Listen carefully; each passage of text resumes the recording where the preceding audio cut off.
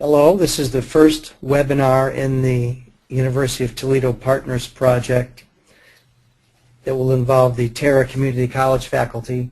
The subject for tonight's webinar is Assistive Technology and Alternative Augmentative Communication Models in Early Childhood Education. As we proceed through the slideshow and raise some questions and respond to questions, there are a number of slides that are demonstrations or examples of some different forms of assistive technology or alternative augmentative communication systems. We will not go into detail on each of the slides. We will stop and focus on the content in some of the slides. At the end of the session, you should have better awareness of the scope of assistive technology options as well as models for augmentative and alternative communication, have a better understanding of the rationale for why assistive technology and AAC options would be appropriate for young children. And you'll have a significant number of resources, both selected slides from the PowerPoint, which you can just simply cut and paste and download into your presentations for your students, as well as a host of resource options that, once again, you can pick and choose to determine whether or not they'd be appropriate for the students at Terra. And of course, if there's any questions along the line, in this case, you can call those in and we'll respond. So this evening, Bill McInerney speaking. Lori Dinnabiel is also here, and Sheila Dole's our technology coordinator.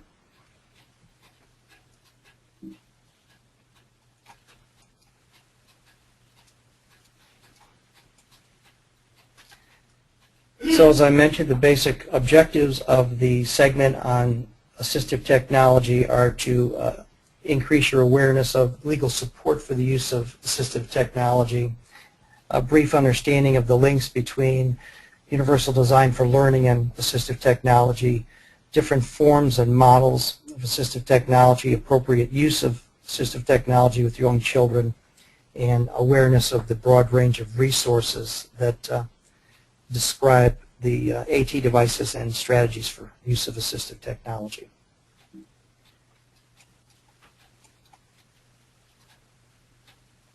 Yeah, but these are the key questions. Assistive technology, what is it? Who can use it? Where can you use it? When should you use it? And why should you use it? Basically the 5 W's. This is a general overview.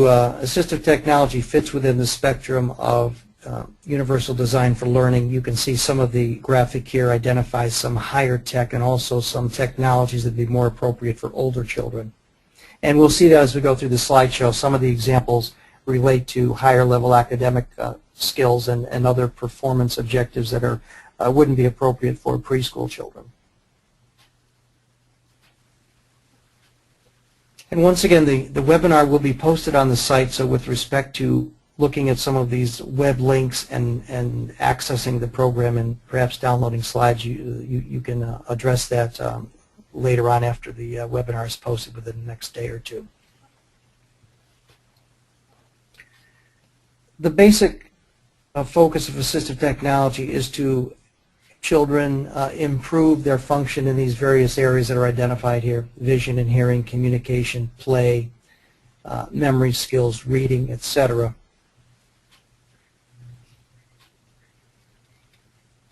What's the broad definition of AT? Any service that directly assists an individual with a disability in the selection, acquisition, or use of an assistive technology device.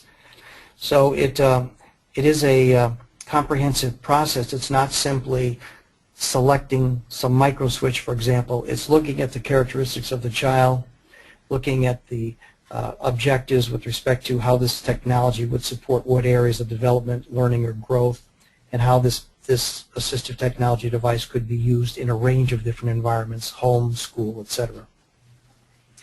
Assistive technology, you can see the footnote. It'll be described a little further on an upcoming page. The legal support for assistive technology emerged in the IDEA Act of the Technically Assisted Individuals with Disability Act of 1988.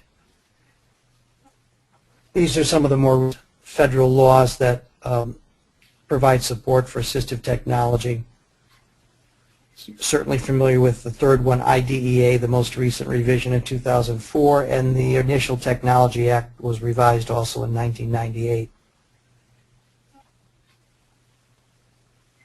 So there is a strong federal mandate to consider the use of assistive technology where that is appropriate in supporting the development of all children, including preschool-age children.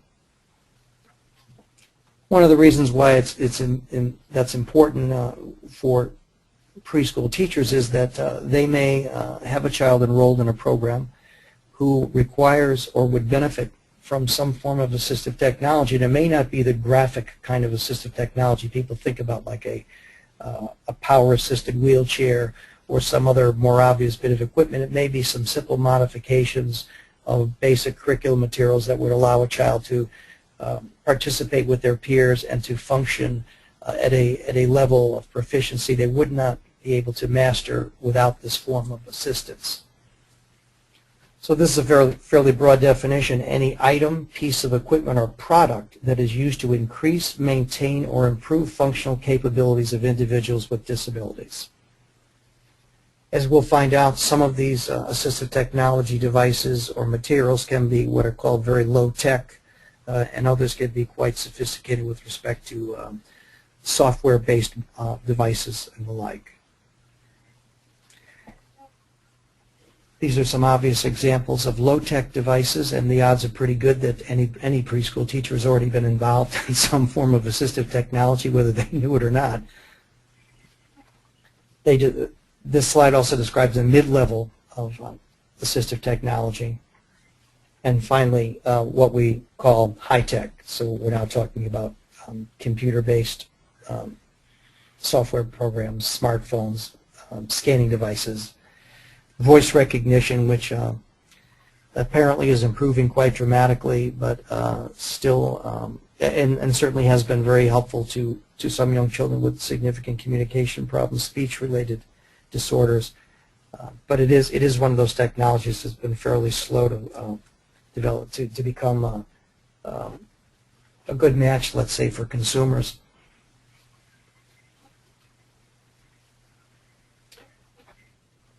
And there may or may not be funding sources for assistive technology. These are just some of the resources that have been used by some children and families and school districts to purchase certain forms of assistive technology.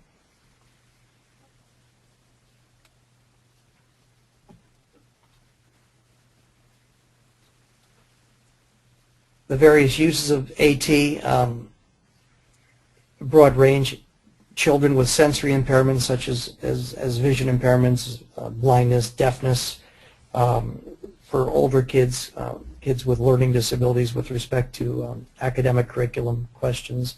AAC, which we'll get to later in great detail, since that's, for most people outside of mobility assisting devices, AAC systems are the ones that they're most likely to have encountered or would have the greatest awareness of. And as you can see, you know, the technology ranges from helping children establish more stable seating positions, ADL, activities of daily living with respect to mealtime skills and personal hygiene skills, etc., and as broad as recreational opportunities. There are three key aspects of use of assistive technology. The first element is finding out, determining information about the child with respect to the child's basic motivation and the child's basic function. The next element is information about the environments in which the child will be participating with respect to certainly the school environment, hopefully complementing or supplementing what occurs in the home environment, and in some cases extending into the social environment where children are when they're not in school at home. And the third is the more pro with respect to what specific tasks are going to be expected to be improved as a result of the adoption of this assistive technology. And of course, the goal that defines assistive technology for children birth to 3 is the Individual Service Plan, and for children ages 3 to 21, it's the IEP. So assistive technology is one of those supports that is considered in developing the IFSP or IEP.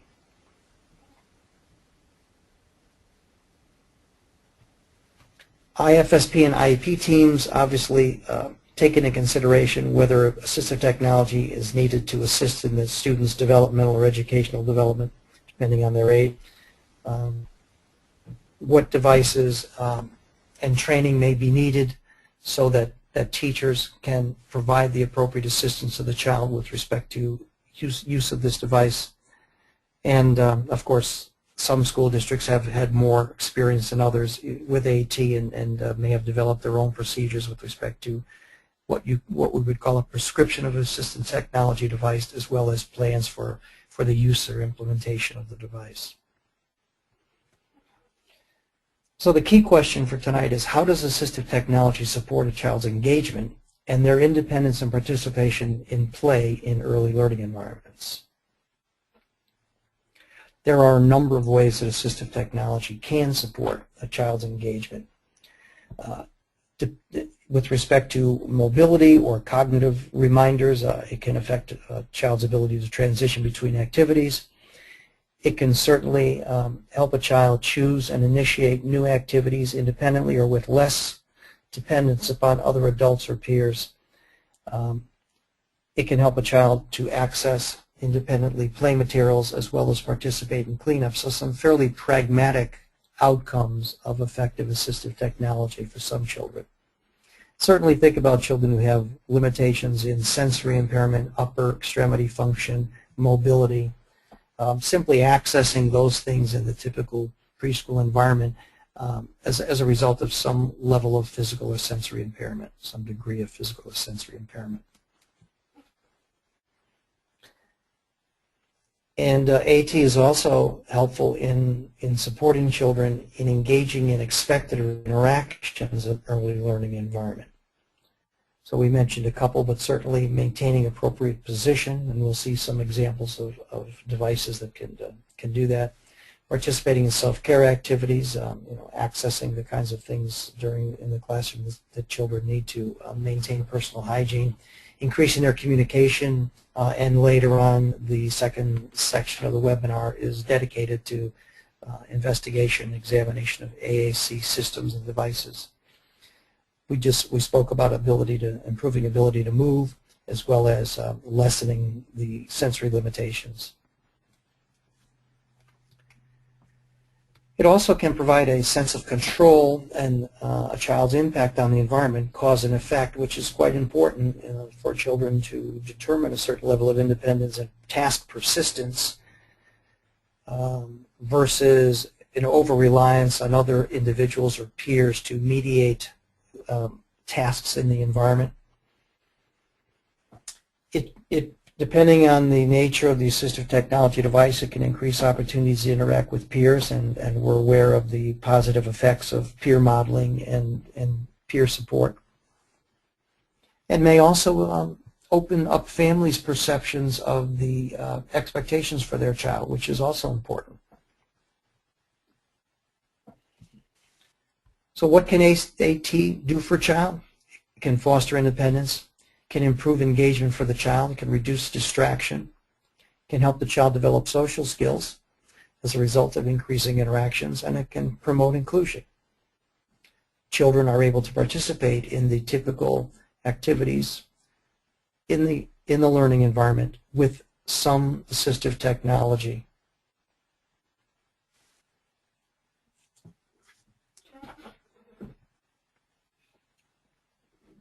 Here's an example of a little girl sitting on a seat who has a seating pad to stabilize her movements. And in this case, this little girl has Down syndrome. She may have some degree of hypotension or lower body tone, which may be a problem for her in terms of maintaining that kind of posture, which can be important for interaction, whether it's in an art activity at snack time, whether it's at the water table, etc.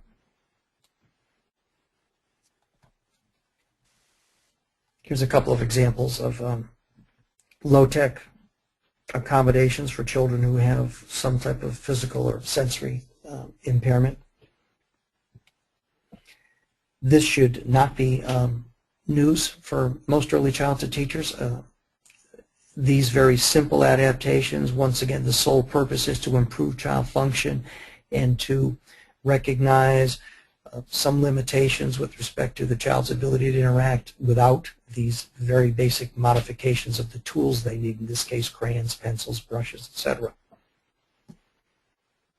So, back to versatile design, looking at different ways for children to express themselves, recognizing that that diversity is the rule rather than the exception, and that a number of children may benefit from looking at a task from a different perspective and understanding that perhaps we may have to modify some of the elements of the task in order to increase the participation of a child. Other examples, and there are commercially available bureaus with some of those. We hear a whole lot of basically teacher, parent-made adaptations.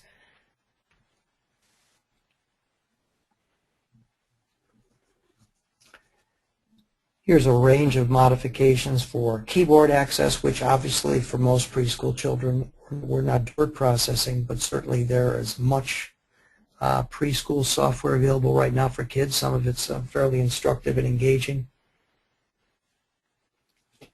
Some children need to be able to access this software through a different mode than a typical keyboard, or like an iPad option.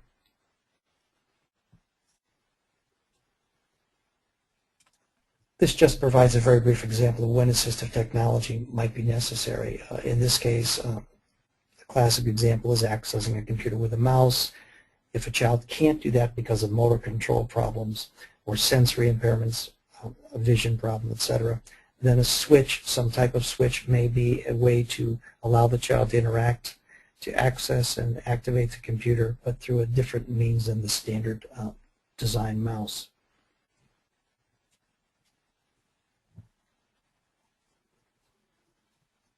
Just some basic comments on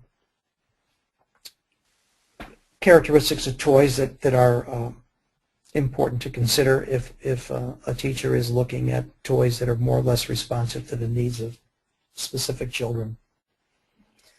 These are some very detailed questions. They're kind of good guiding questions, though.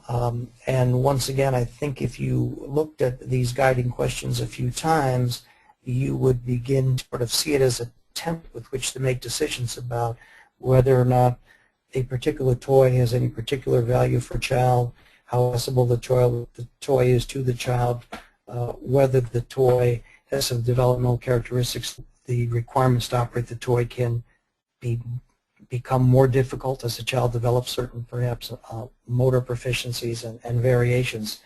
So this particular template talks about having multi-sensory appeal, looking at the method of activation of the toy, considering where the toy will be used, whether or not the toy is in vogue, so to speak, and so we all remember Ninja Turtles, and now we got all these little Japanese anime guys jumping around here and there.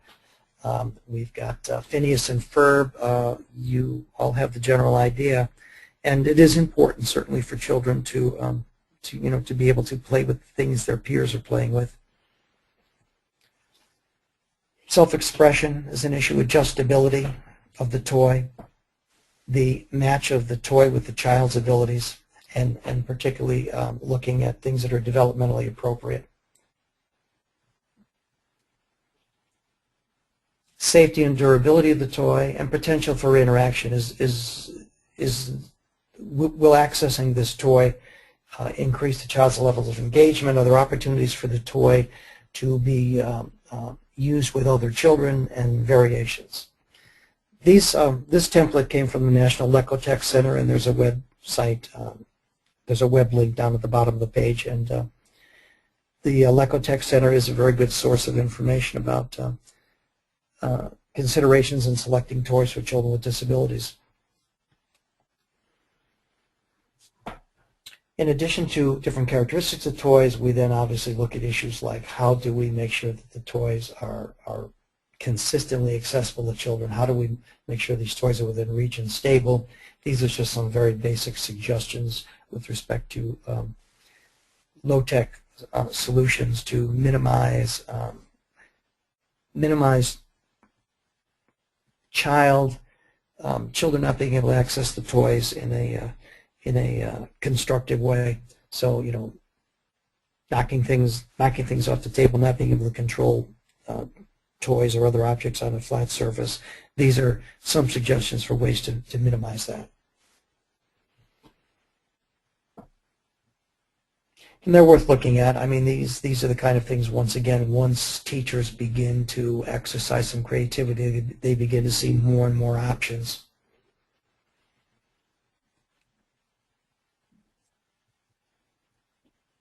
And here's a classic example of battery-operated toys. Either sometimes can be purchased from certain commercial vendors with ports so that you can connect the toy to a micro switch, in this case like a Big Mac type of switch, just simply a push switch. So all the child would have to do is push that button with their hand or with their feet, or if it was in between their knees, if they had a very severe physical disability, it can be done by moving the chin toward the chest, by tilting the head back in the chair. There's a lot of variations with respect to how a simple on-off touchpad type switch like this can work. The reason that a child might need a switch like this is because this particular Godzilla dinosaur may have one of those very small micro slide switches, you know, the right-left on-off switch, which may be too difficult for the child to negotiate independently.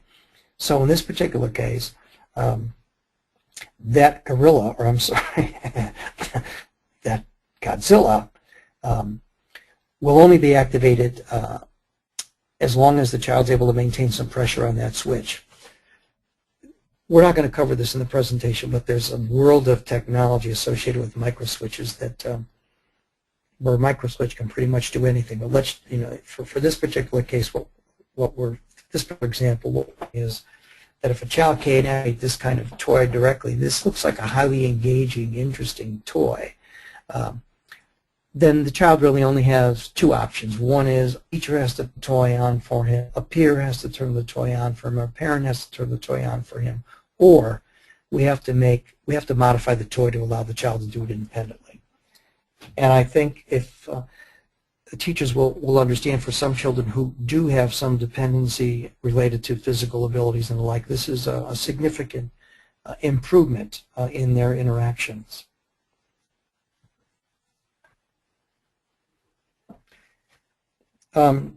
Since communication support's a part of assistive technology, there's just a couple of slides in this, because once again we'll be moving into much more detail on AAC systems.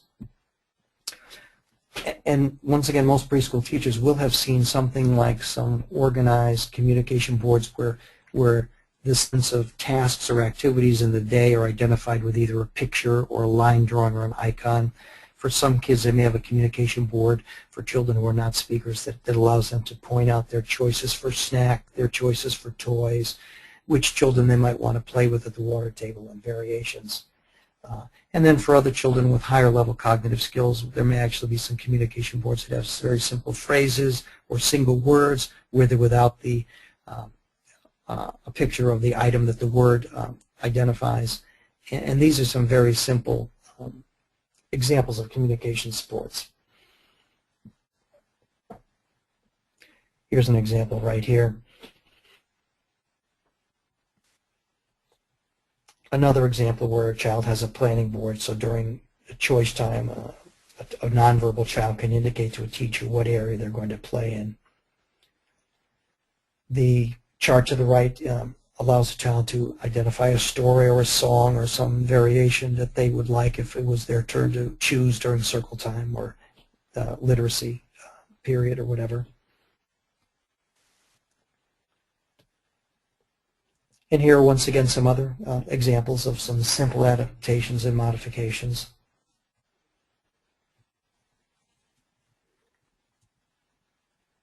The odds are pretty good in most preschool classrooms. You'll see some form of modification or adaptation that has been put together to meet the needs of a child or a group of children who can't participate at the same level of proficiency as maybe some of the older, more competent peers. Accessing books. with the emphasis on early literacy is a key focus of low-tech assistive technology. And once again, there are many ways to turning pages, for example, easier for children so they can engage in literacy tasks independently. There's a few examples. Somebody just simply put like window insulation, spongy stuff with a sticky back on each one of the pages, so it provides a bit of space in between the pages so the child can get his finger in there and turn the pages. There may be people may use like furniture coasters, smaller version, the stick-on felt pads and the like. We see a very, very simple adaptation up top with clothespins, which would be an interesting discussion in most preschools because many kids probably have never seen them.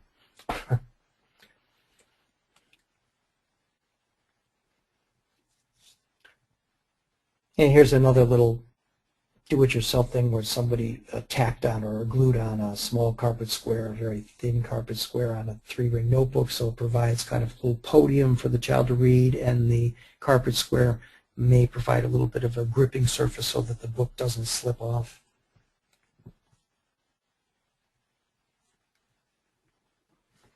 This is more detailed discussion about access to books. And also for some children you see, in this case here's another variation of a Big Mac switch available, and frankly I have made these switches.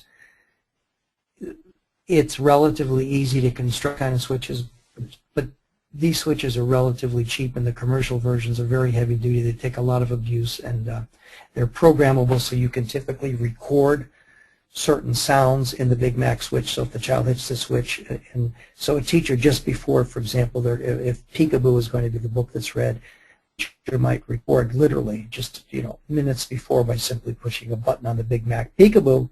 So when it gets to that page, the teacher might ask that child what is the mother going to say, and then the child who can't say Peekaboo would hit the switch and there'd be a digital recording of Peekaboo.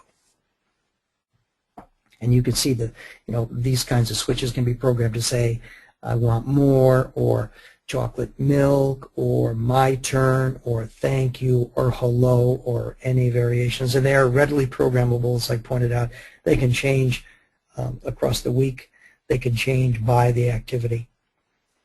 Very low tech in terms of the actual mechanisms that make the Big Mac work. And if you ran it over with your car, they're only about, I think, $30 to replace. So they're fairly reasonable, low-tech adaptations.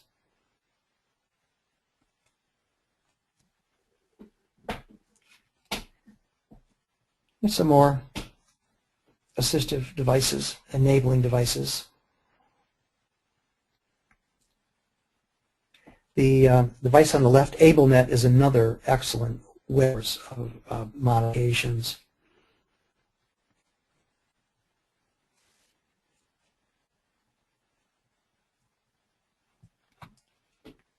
So we have an actual modification of books, physical modification of the characteristics of a book to allow a child to interact with the book independently. In other cases, we may have to change the characteristics of the book so that we look at books on tape, where we record various responses or key words in the book on a Big Mac switch, or we look at books that you can use on or early that the child can access through iPad, etc. So the idea being the technology matches the interests of the child, the content of the developmental materials. More information and a few more websites. This is a little more sophisticated information or examples of reading and writing hardware, which typically not appropriate for preschool children. But you can see where the technology heads with respect to age and intellectual competence.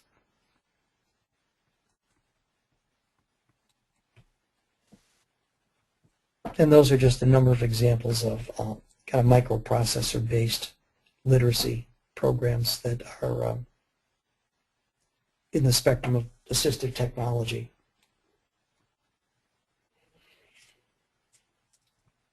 These are devices that are specific to communication, and once again, in the upper left column, the red button is the most primitive, for lack of a better descriptor right now, type of system, a simple on-off Big Mac type switch with recording features.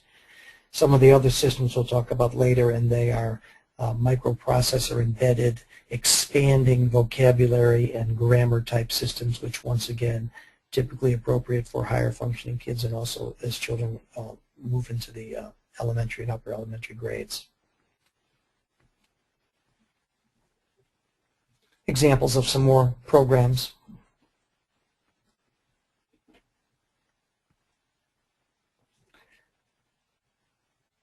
These are various assistive technology categories with a rack for why a student would, and in the far right hand column, the items I highlighted in red are examples that would be appropriate for preschool children.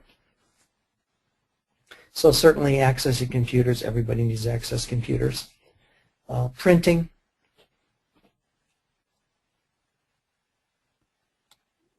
AAC systems, which once again, a little bit, we'll be looking at some very detailed descriptions and some of this. Reading, certainly high on the list of emerging skills for preschool children.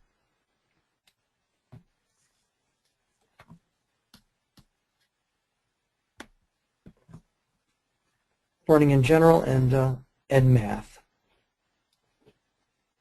So the point being that assistive technology supports activities of daily living, supports social interaction, supports communication, supports early learning, supports academic development.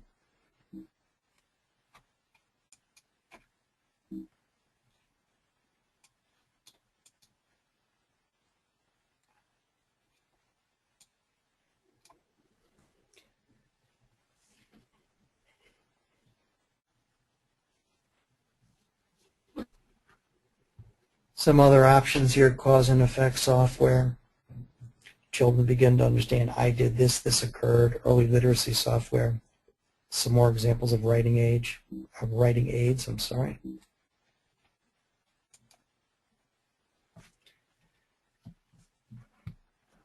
In the process of using assistive technology, in this case specifically making a decision about whether or not a switch would be an appropriate way for a child to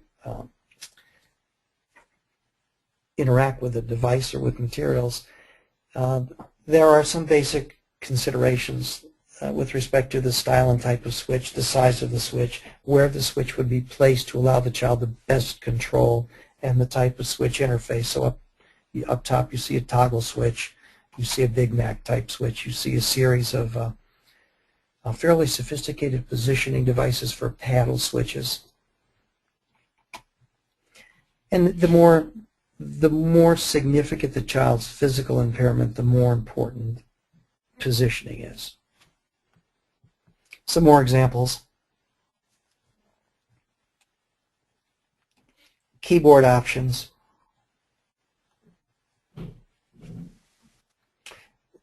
Most of us in Dr. Dinnevil's a proficientist. I'm not, but you know the keyboard is laid out in a QWERTY is the standard type keyboard layout. There are some other alternatives, but for some kids, with respect to frequency with which keys are struck and variations on the theme, it's possible to program or to, what's the word, to individualize the keyboard layout for some children to improve their proficiency in communicating, in lieu of printing, in early word identification, etc., early letter differentiation. This particular slide is particular to assistive technology supports for children with autism. So once again, every preschool teacher in America is going to encounter some children who has some degree of autism. And so once again, just to point out the fact that kids with autism are not overlooked with respect to assistive technology, and particularly with respect to communication devices. So these are just some websites which will provide information on curriculum materials and other materials that might be appropriate for young children with autism. So the key feature here is that technology in the classroom can benefit students with disabilities and may also benefit their peers. And we already live in a world where there's all kinds of assistive technology. Smartphones, a lot of us have smartphones. We're interacting on laptops. There's all kinds of handheld devices that people have. So the assistive technology is not unusual. It's just simply may adopt the needs of young children.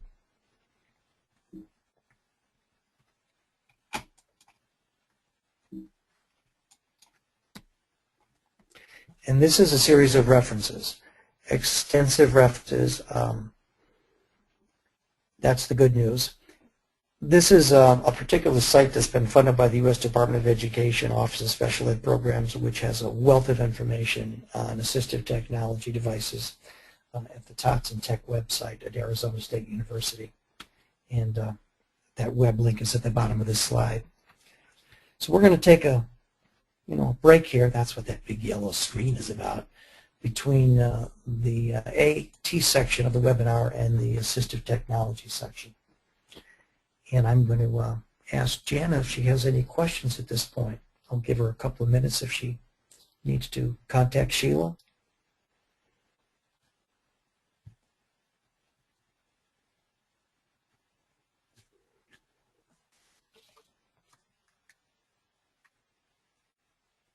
And if not, then Sheila can just give me the okay if she doesn't hear from Jana. Yeah, I don't see any activity.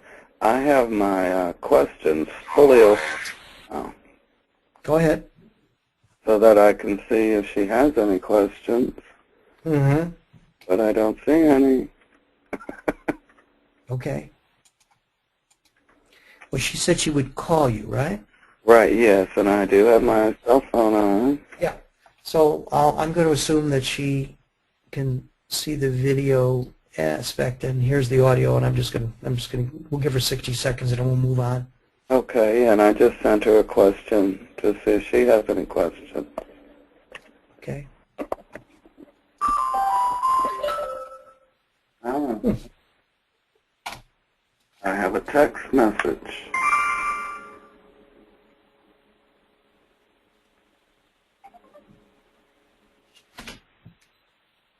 No questions, doing fine. Okay. All right. So we'll move on then to the AAC segment.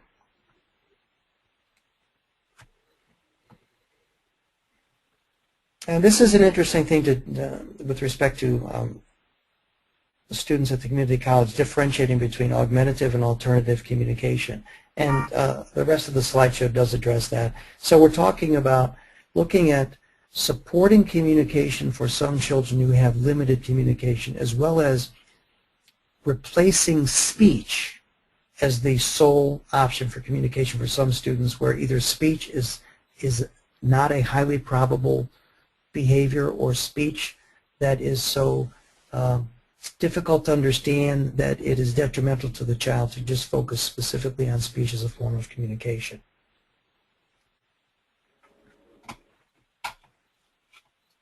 So our objectives here, once again, are expand the awareness of the community college faculty with respect to low and high-tech AAC materials, devices, and software. Extend awareness of the use of AAC systems in the classroom and in the home, and extend awareness of AAC systems. AAC resources, I'm sorry.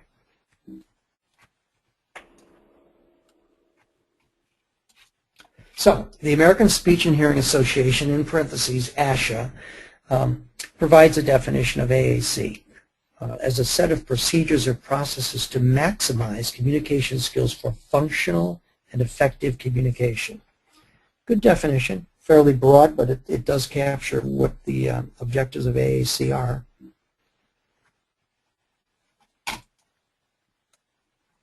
Oops, did I go? Yeah. Second part of the definition, it involves supplementing or complementing, replacing natural speech and or writing with aided or unaided symbols. So we'll talk about the difference between supplementing and complementing and replacing as we proceed further.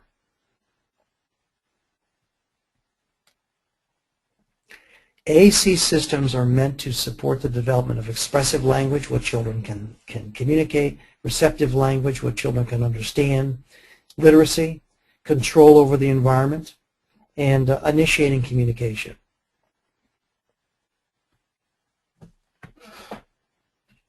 I think we all understand the ability to make choices is a powerful method of communication for young children, and everybody understands, the power of no, circa 24 months thereabouts. Once kids figure out that they can say no, they like to say it, and they're particularly like to say it when it causes people to stop doing or not to give them something they don't want, and provides them with an opportunity to say no chocolate milk, which that rarely occurs, I think, but I think you get the idea. And communication, children who aren't able to communicate, I think we can infer there's a certain degree of frustration associated with that. So developing forms of communication that do not rely on speech only can help to reduce frustration of children, and it certainly provides an expression, the form of expression. So rationale for AAC, why would we consider prescribing or developing an AAC system for a child? If a child has limited speech or poor prognosis for speech or sound production abilities. So we could be talking about children who have central processing disorders, some forms of aphasia, some other neurological differences, as well as kids who have physical disabilities such as cerebral palsy, where speech may not be a productive form of communication, and in the short term, and for some kids, the prognosis may be that speech, intelligible speech that can be understood by others readily, is not a likely outcome for some children because of the degree of physical impairment. So children with limited speech or absence of speech need a way to communicate their wants, needs, and desires. And they need a tool for communication to provide them with an opportunity to interact in their learning and living environments. That's the basic rationale for AAC, functional and effective, as we discussed in a previous slide. So the goals of AAC are to build social interaction between young children and familiar partners, to maximize a child's functional communication, and to enhance a child's language development, increasing their participation in turn-taking, and building greater complexity of language structure to support more complex communication. So it's an immediate fix, so to speak, for the child who has significant difficulty with speech, but it also is developmental in that for some children, forms of AAC systems may be useful to them certainly throughout all of their early learning and sometimes throughout their entire lives. What are some specific goals of AAC? Provide opportunity and capability to a child to communicate messages, to interact in conversations, to participate more actively in home, school, and play activities, to establish and maintain social relationships, to identify personal needs, to support their understanding of basic developmental objectives in the curriculum, and to support their language development, their expressive as well as their receptive language. In addition to that third component, pragmatics, their ability to interact with other children.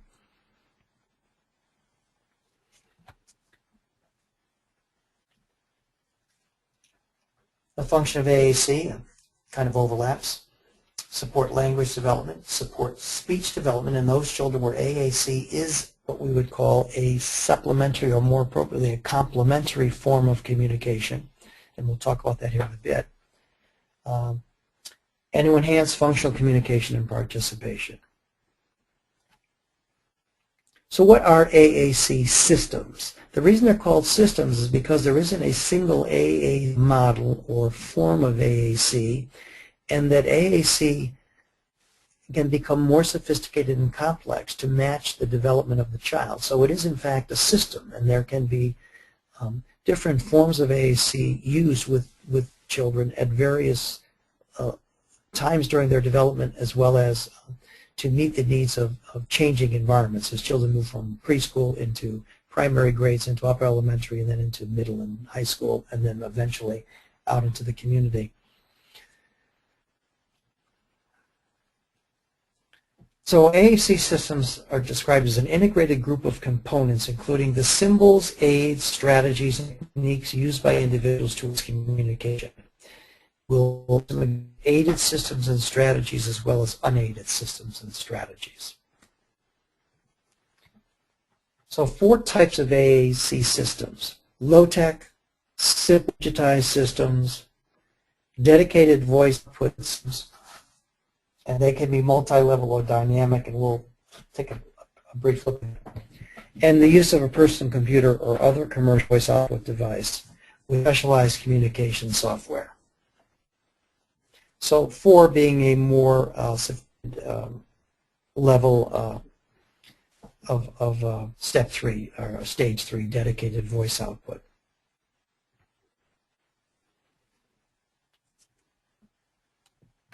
And low-tech can be, or AAC can be low-tech or high-tech, just was AT was. And once again, AAC is under the umbrella of assistive technology. It can be dynamic or static with respect to the displays and input methods, and as well as a different complexity of symbol sets. And we'll see a number of examples of all of that. So once again, back to low-tech AAC, we have this Big Mac switch again, which this yellow switch on the left is you're able to do voice recording, and in this particular case there's an icon. It looks to me to be a fan on top. So it may be that in this case this micro switch is dedicated to operating an electric fan. So it may have a there may be a recorded device that says "I'm hot" or something, or "turn on fan," and then when the child hits that particular switch, it will cause the fan to activate.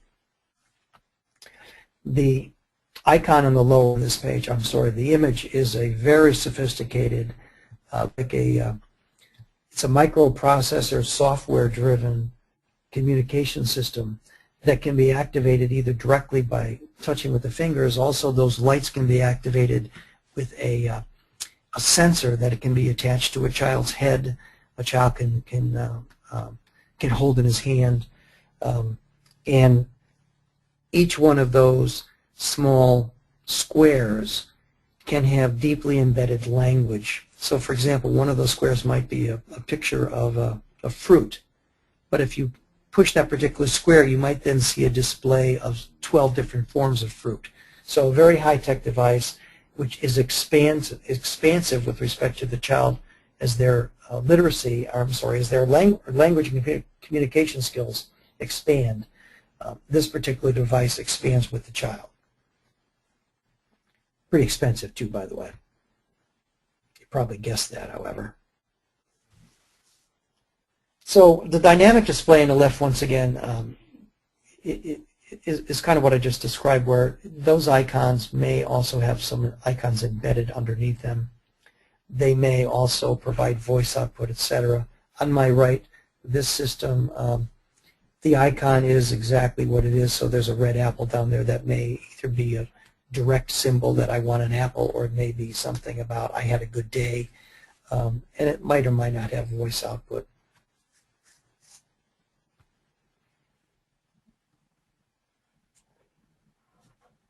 Letters are a symbol set. Here's an object board for a child to simply make a choice about what they wanted, and that could be basically as a result of participating in an activity, or as a reward menu where a teacher would say, you know, if you do this, then you can have one of those. You get to pick which one you want. Obviously, the third examples are a bunch of line drawings, which I'm sure you've seen. Those are readily available in programs that can be downloaded from the web, or software programs. Communication notebooks. which can range from very simplistic to very complicated.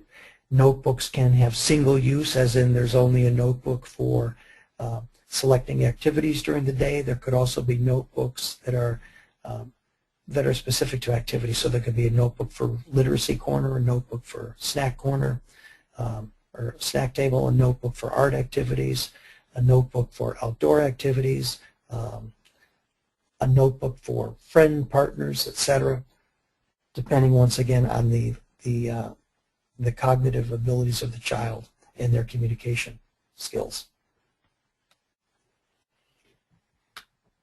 Here's some simple electronic switches, and we've already been through the Big Mac. You understand those. The Go Talk 20 on the lower right and the Tech Talk, once again, you just push that box, and you can see the motor requirements for the Tech Talk. There are only 8 screens in that display. A lot easier for a child to be able to discretely hit one of the 8 screens, and if you look at the Go Talk 20 Plus, that's what they have, 20 plus squares. So the motor requirements are more complicated. And in both of those systems, a child would push, for example, in the Tech Talk, push the drink icon with the little boy with the cup, and it would say, maybe, I want apple juice. It could just say drink, or it could say I'm thirsty, whatever's been programmed under that particular icon. Now, keeping in mind, it could be the child with that Tech Talk could have some degree of speech, but it might not be perfectly intelligible, and would probably be more than just a simple articulation problem. So, for example, if the child said blink, blink, the odds are the child would not need an augmentative system. The child's version of drink, as a result of developmental factors or physiological factors, sound like, then this might be the tool that allows the child to communicate more effectively, once again, with his peers or his partners, rewards the child for attempted communication, thereby shaping better opportunity or attempts to express the concept of the word drink in a form that is more easily understood by peers and teachers. Also keeping in mind, however, that some children, as a result of physical disabilities, will have a great deal of difficulty, if any success, in creating sounds that approximate the words they would like to communicate. So in that case, a communication board may be their form of communication, because their speech is so unintelligible that the communication device, and in this case synthesized speech or recorded speech, may be their primary mode of communication. Here's a whole bunch of output devices. It's amazing what's occurred just within the last 15, 20 years as far as the technology and how that has provided this whole range from very simple, low-cost electronic communication devices for younger children to highly sophisticated communication centers for competent adults who have severe physical or sensory impairment. A few more and more. Yeah, I'm not familiar with this program, Communication on the Go, for iPhone, iPad, and iPod Touch. Nice little overlay, apparently. You just slip right in there. Very nice. And even for BlackBerry, for as long as they'll be in business. And there it is on an iPad. So principles to guide the use of AAC with young children. And we're going to talk about some of this because there is some pushback on some of this. Speech is the preferred mode of communication in our society. Children who don't speak, that presents a range of problems, a perception problem on the part of individuals, other individuals who may make erroneous assumptions about cognitive competence of children that don't speak and the like. Almost all parents are invested in speech as an expected outcome for their child. The use of an AAC system can present challenges for families with respect to their acceptance of an AAC system. Very important for teachers to support families when that choice is appropriate, and to continue to point out, the intent of an AAC system for many children is to is to complement attempts at speech, but to, more importantly, is to allow this child to understand that he is a competent communicator. So one of the principles is start as early as possible. Intervene with infants, toddlers, and preschoolers who are at risk. And we'll talk about risk factors in a second. Intervene in natural environments and daily activities. So this maximizes functionality, familiarity, and meaningfulness. Focus on sustained interactions with peers. And that's an interesting question. Or an interesting recommendation. The recommendation is not to limit the focus to expressing needs and wants, but to also be as equally concerned about communication that results in and builds social networks.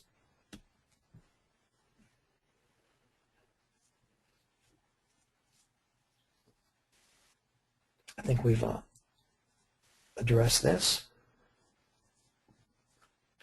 So these are some of the givens with respect to using an AAC system, particularly with younger children, and that is that we always use speech in conjunction with whatever the AAC device or system is. And we attempt to do this to expand on the child's messages using AAC and speech. AAC systems should be seen as dynamic, so we should always see them as expanding and adding new concepts.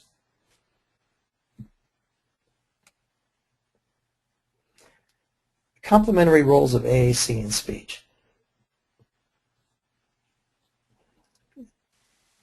Once again, this rationale is important. AAC is useful for the child who is unable to use speech to meet his communication needs. That does not mean the child doesn't have some form of speech. It just means that the speech is ineffective, which means that the individual to whom the speech is directed is unable to understand what the child is attempting to communicate when the child uses speech alone.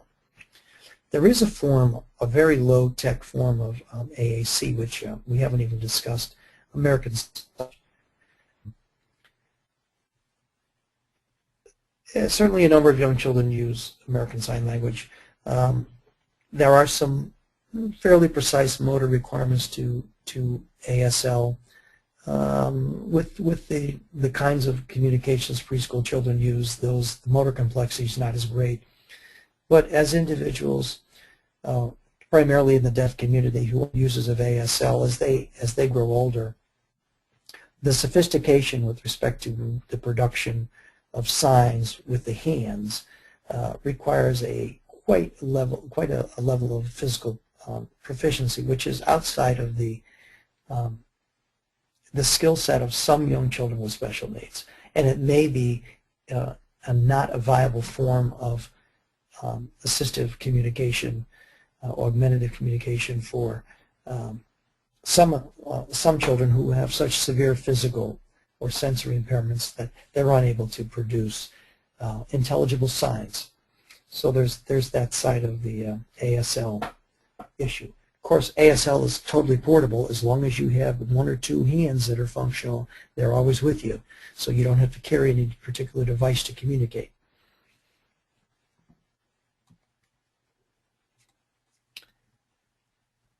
So once again, most children have some ability to vocalize or speak, but the function of this communication is the key concept. And how does technology interact or interface with AAC? Because all AAC devices do not rely on technology. We just saw a bunch of picture communication systems. They simply require a child to point, and we'll see some examples later of eye gaze and some other pointing type systems. Technology is simply a tool. The use of technology is technology can be used to match the strength of the child with the challenges the child is going to face with communication.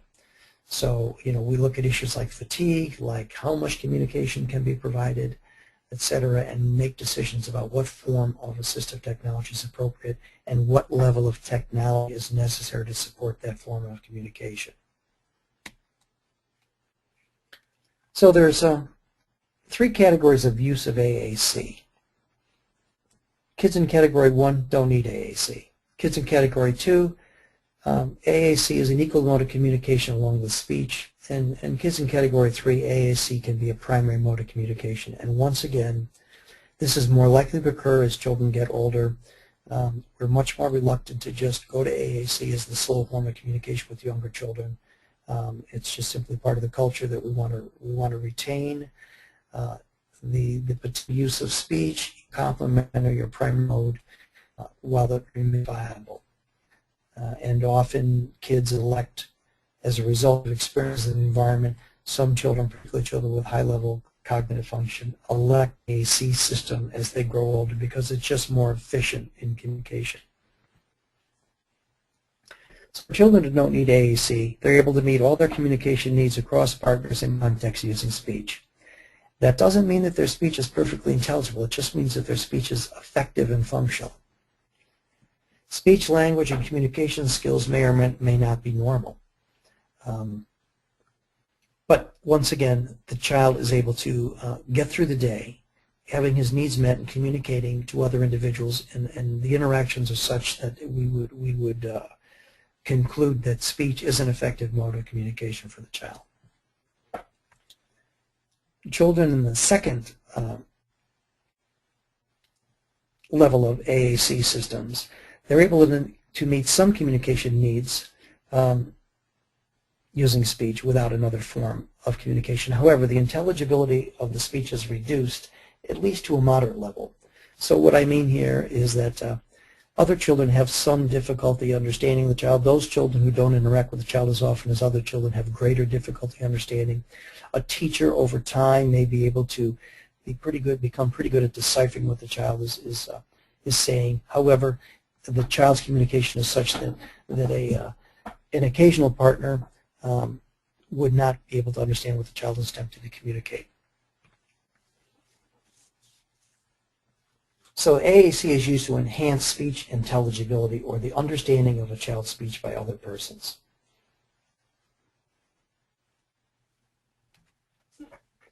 What would a child who needs this level of AAC look like? Well, they might talk words like multiple word utterances.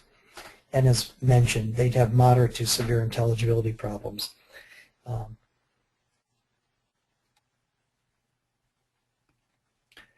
The third type of AAC, the third form of AAC is when AAC is the primary mode of communication. In this case, there's a child who's unable to meet communication needs across most partners and peers using speech. Child may rely more heavily on facial expressions, gestures, and vocal intonation for communication. So what we have is a child who has an intent to communicate or may need to have communication instated but is ineffective in communication with the simple use of vocalizations, verbalizations, or speech.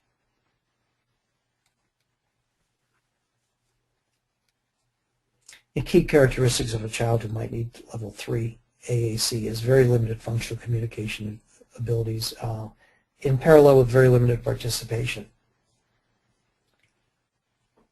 So the role of AAC would be to create a functional form of communication which would enhance participation and improve the child's efficacy in the environment. A number of kids may be at risk for needing an AAC system or might be candidates for an AAC system. Once again, however, just because a child has a certain form of disability doesn't mean that they're going to need an AAC system. For some children, they're at greater risk, but it doesn't mean all children who demonstrate these characteristics will always or eventually need an AAC system. So kids who have a history of neurological impairment, some degree of brain damage prenatally, often or in early development, developmental lags in early vocalizations and speech and failure to meet early speech milestones. Persistence of primitive reflexes, which is usually linked to children who have some level of brain damage where reflexes in an infant that should disappear don't. Problems with oral motor skills, and maybe suspicion of cognitive disability with respect to their performance compared to the same age peers. There is an AAC assessment process just as it was with AT, and these are some of the characteristics or some of the elements of that process. Same logic. One size does not fit all. we need to know something about we need to know a lot about the child's sensory and physical limitations and function, as well as motivation systems and opportunities and contexts in which they'll communicate. Motor skills are a key feature in using an AAC system, particularly an AAC system that's going to be activated by the hands or by the upper extremities, by the feet, or by positioning of the head with respect to activating communication boards. These are all key questions.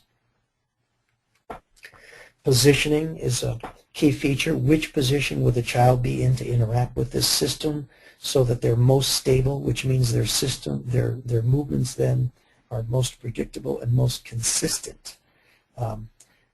You don't want to describe a communication device to a child and then position the child in such a way that he does not have complete, or he's not able to isolate movements of the fingers.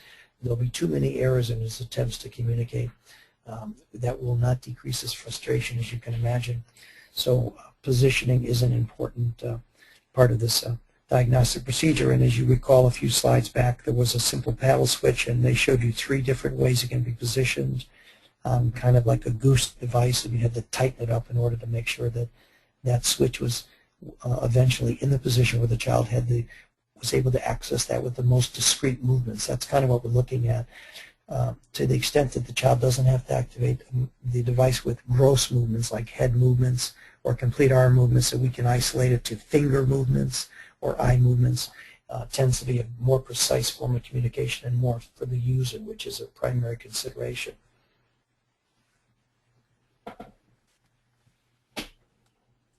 Obviously, vision is a key feature with respect to the size of icons and what the child can see. An icon matched with the word. Acuity would have something to do with how many icons we can put on one page. Ability to track and fixate on an icon if somebody has an electronic communication device in which a light will flash down rows and columns, and the child has to do something to cause the light to stop. As we mentioned, where do you place the communication board? We talked about positioning of the child, talked about positioning a switch or an access device. Another aspect is where would you put the communication board so the child can see the board, can access the board effectively. And also, portability, so to speak, if he has a communication device. Is it something that can be with him? Is it something he can take with him from one activity or one living and learning environment to another? These are more decisions about components of AAC. The point being that there are a range of devices. The selection of the device is based on the physical and sensory characteristics of the child, the communication skills and capacity of the child, the intellectual abilities of the child, the motivation of the child, the mobility of the child with respect to which environments a switch might be, the AAC device system may need to be used. So it's a fairly comprehensive decision-making process. Here are a number of myths associated with AAC, and as I'd mentioned earlier, speech is the most revered form of communication in our society. Decisions about either supplementing or complementing speech with another system of communication generally raises the anxiety of most parents and also many professionals. So these are some of the myths that have been associated with the adoption or consider AAC systems, and they will come up in discussion. Elementary teachers should be aware of what some of the research, or early childhood teachers should be aware of what some of the research says about the function of AAC and whether there are any limitations in the use of AAC or not. So, some of the myths are related that AAC is a last resort for a child who doesn't have intelligible speech. We should wait and see if the child will be a talker. The next one is one that has been around forever, and there's absolutely no research that suggests that it's true, that the use of an AAC device will hinder or suppress speech development. The research is actually suggests that the use of an AAC for those children who have functional speech, the benefits of AAC with respect to verifying and rewarding a child for communication are such that it encourages speech. There are a certain set of skills or prerequisites necessary before a child can use an AAC system. AAC systems are only good for children who have better receptive skills, better able to understand than they are to communicate or to express themselves. If kids don't immediately respond to an AAC system, they're not ready. AAC is only for kids who can't speak. AAC can wait until a child enters early childhood, kindergarten, elementary school. AAC systems are expensive and complicated and can only be managed by experts.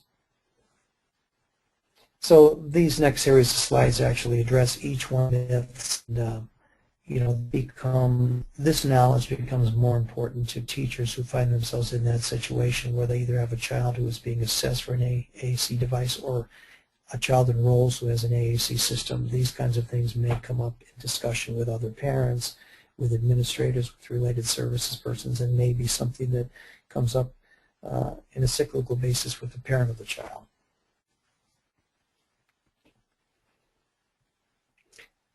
Those can be read at leisure. So, in summary, speech and AAC are not mutually exclusive options. It's very important, and that is an element of the logic for AAC, that one would never use AAC in absence of complementary or supplementary speech. AAC should be considered as an intervention that can be used to prevent communication inefficiency or failure. So rather than let children languish who do not seem to be able to effectively communicate, an AAC system may bridge that and may allow a child who is an inefficient communicator with speech alone to become an efficient communicator with the support of an augmentative or alternative communication system. Teachers need to model the use of AAC systems so that the children who use those systems are not perceived as different from their peers. So teachers need to help peers and other adults understand the role of AAC in supporting communication, and not to focus on the use of AAC as an alternative to speech.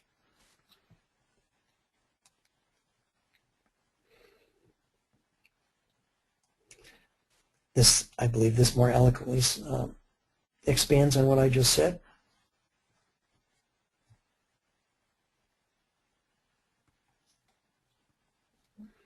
These are just a series of slides we'll just roll through. Once again, they can be examined in detail, but there's such a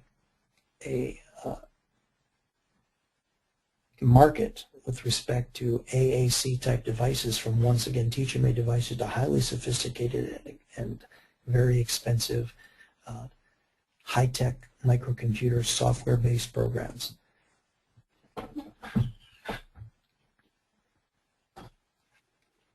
Everybody's familiar with picture symbols, and once again there's that Big Mac again. Can't beat it.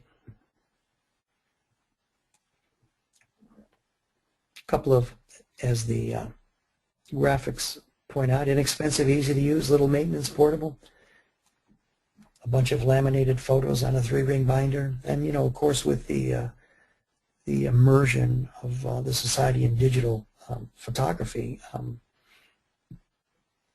the use of teacher-made communication boards and other types of communication rings becomes much easier.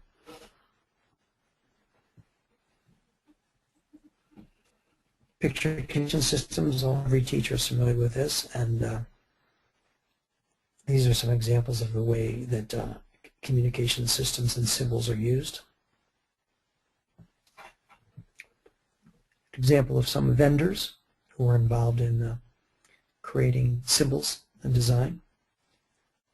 Board Maker is certainly a software program that many teachers are aware of. I think Mrs. Riley appears to be one that more teachers are talking about.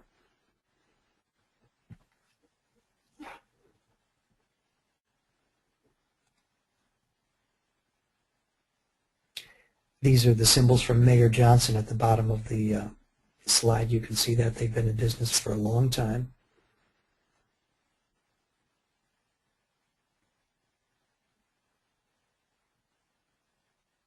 Communication book, you can see the internet link is to the autism shop. The use of picture alternatives for communication and task sequencing, activity sequencing for children with autism is widespread and considered to be a valuable and effective way to communicate with autism in the community. We do know that auditory communications, comprehending speech appears to be much more children with autism versus visual symbols. Here's an eye gaze frame, kind of interesting. This would be for a child with very significant disabilities where they would simply look the icon, or in this case the three-dimensional depiction of a horse or cow or pig. They would focus their eyes in that direction to tell them to either respond on the part of or to indicate some interest.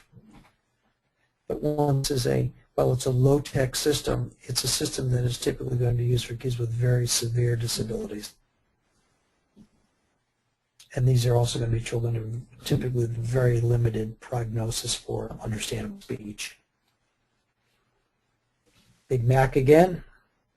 In this particular case, that Big Mac switch, I'm assuming, has been programmed to either play all or parts of the Humpty Dumpty sat on a wall, or to simply respond to who fell off the wall. The kid hits the switch, Humpty Dumpty.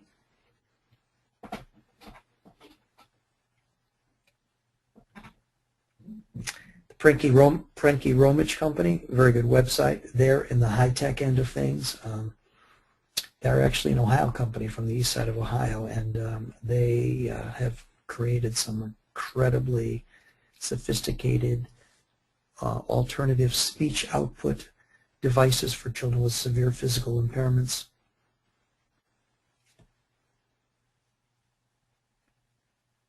A number of other examples.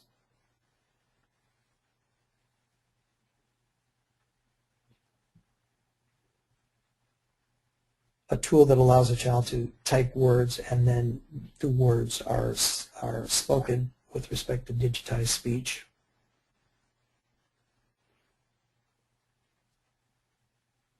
Another speech assistant device.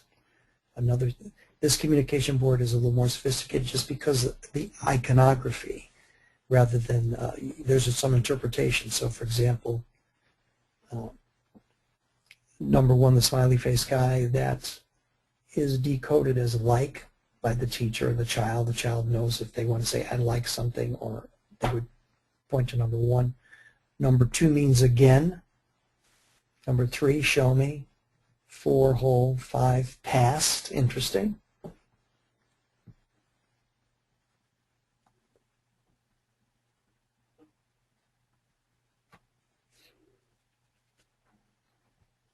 There are a lot of options for communication symbols. This is just a listing. And once again, the selection of symbols is based on the child's cognitive abilities. So younger children with more limited cognitive skills, the symbols would be much closer to the actual object or expression. And in fact, less symbolic, so to speak. Here's a perfect example. The word is on the card, but you can see the actual object is also affixed to the card. Tangible symbols, here's another example. An actual picture of a cup or the actual cup. TOBI is an acronym for True Object-Based Icons, TOBIS. Those are examples. the object is exactly what it depicts. Here's a little prediction board for the child when Carrie gets home from school. Apparently these are the people he can expect to be there. There's no name, but that might be Daddy, that might be Uncle Bob, that might be Teresa, that might be Grandma.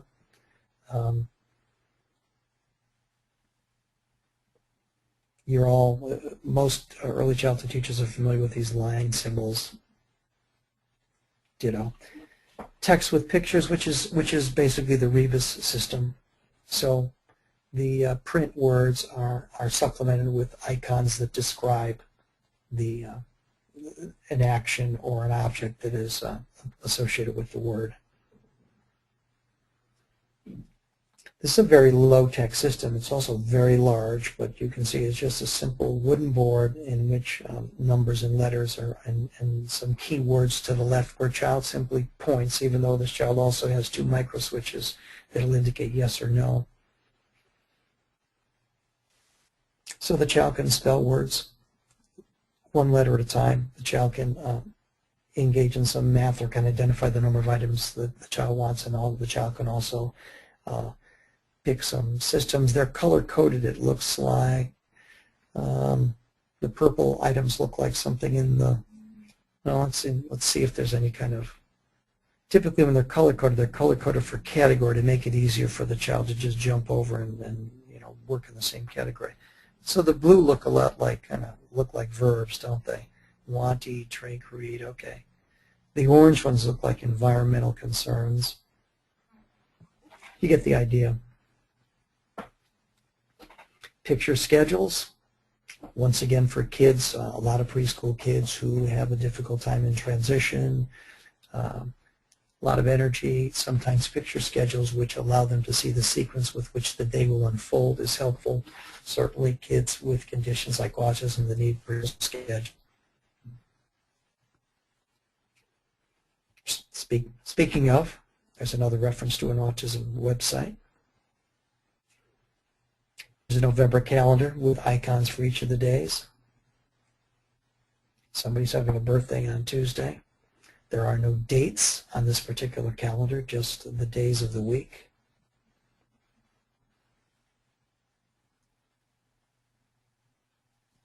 An all done card. Kids don't need to start out with 62 cards. Obviously, if they're new users of assistive, augmentative communication systems, they only need a few cards. And once again, the systems expand. Weight card, which the teacher can use that card. A first then card, first I do this, then I get that.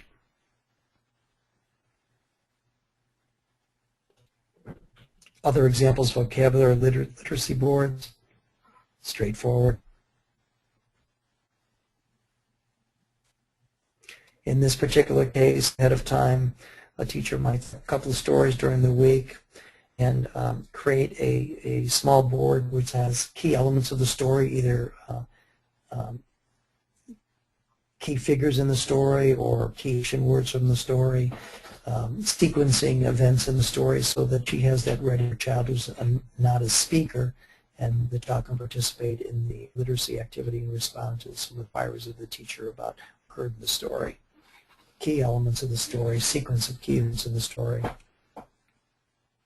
Who sank the boat, for example?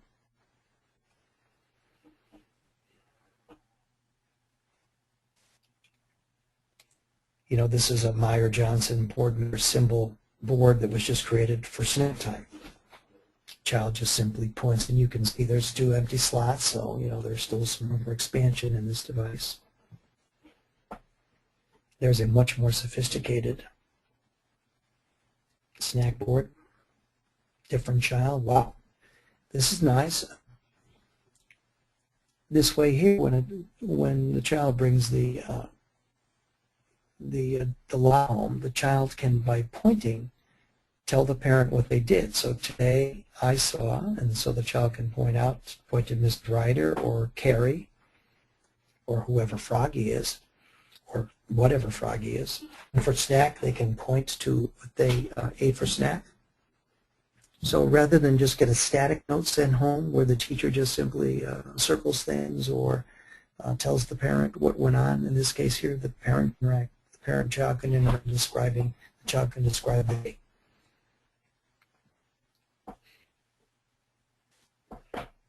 AAC in the home, these are different options. Recipes. Once again, this is a Rebus type of recipe. Another Rebus type recipe. I'm sorry, creating communication boards. Once again, these are some resources. These are some suggestions for displays. Some details on an activity-based display. I think you get the idea, like if there was going to be a specific art activity and there was a child where speech was not their primary mode of communication, the teacher might put together a display that just had the key elements of the art activity. Category-based displays, we spoke about whether or not they were action verbs, whether they related to activities, whether they're indoor, outdoors, etc., whether they're snack-based, whether they could be television shows. Grammatically correct plays, much more sophisticated with respect to cognitive requirements, but objects, predicates, and subjects, so that children could be expected, children with more sophisticated language skills would be expected to create grammatically correct phrases by their communication board. Alphabet or word-based displays. We spoke about color coding, grouping of certain symbols that occur naturally so that once again both the children and the teacher and communication partners are able to move more quickly through the communication.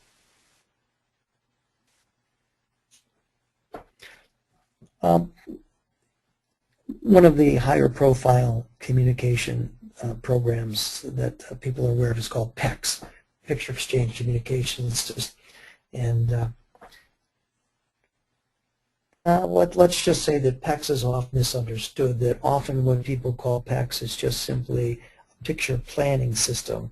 PECS involves exchange. So in a particular case, and PECS once again has a strong following in the autism community. The picture exchange communication system requires the child not only to simply identify, communicate using a picture type board, but the child has to exchange communication with another person by exchanging these particular icons or pictures.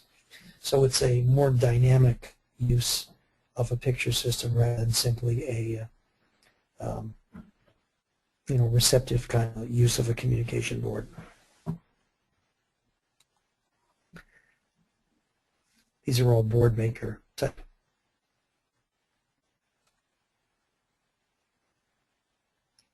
Another example.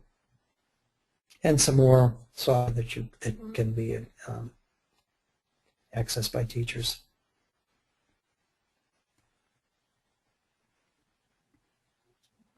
And here are there's a wealth of resources related to AAC. They're not difficult to come by. Able Data is a very good, as I mentioned before. The FCTD group, Family Center of Technology and Disability, another excellent resource. Pacer Center and Tots and Tech, two very good uses. This should be linked to a video. We won't do that right now, but providing some example of how communication devices are used in the inclusive child care program. The last segment, which can be viewed by the participants at their leisure, talks about UDL, and that was not the focus of tonight's webinar, but since both Assistive Technology and AAC are under the umbrella of Universal Design for Learning, I included a few slides at the end which provide a very brief overview of the UDL model and some of the basic elements of UDL planning. So let me just move to the end. And that's it for the webinar on assistive technology, augmentative, and alternative communication. The idea, once again, is to expose the participants to the rationale and the the mandates for assistive technology in AAC, as well as the potential uses for AT and AAC, and a range of different form systems and examples. And I think that this slideshow effectively does that. And once again, the target group are faculty members in a community college. The idea would be to look at the information in this AT-AAC presentation and perhaps make some decisions about where this content could be appropriately embedded in some of the courses at Terra. And to the extent that it is helpful, is to simply cut, paste, and edit this presentation and use some of the content where it's appropriate in some of your presentations in those courses, or in a source link on a web file, or in some of your supplemental readings as either a PowerPoint or some other form of reference support. The other benefit of this the webinar content is that there are a significant number of resources. You might want to just look through those resources and just got a couple that you think might be relevant for two-year degree early childhood teachers who may encounter students who have some children who have a need for assistive technology or AAC, or are currently users of assistive technology or AAC, just to provide a level of basic awareness for these future early childhood teachers. So that presentation for tonight, we got a little bit of a late start. We might be 8 minutes over. I think we're good to go.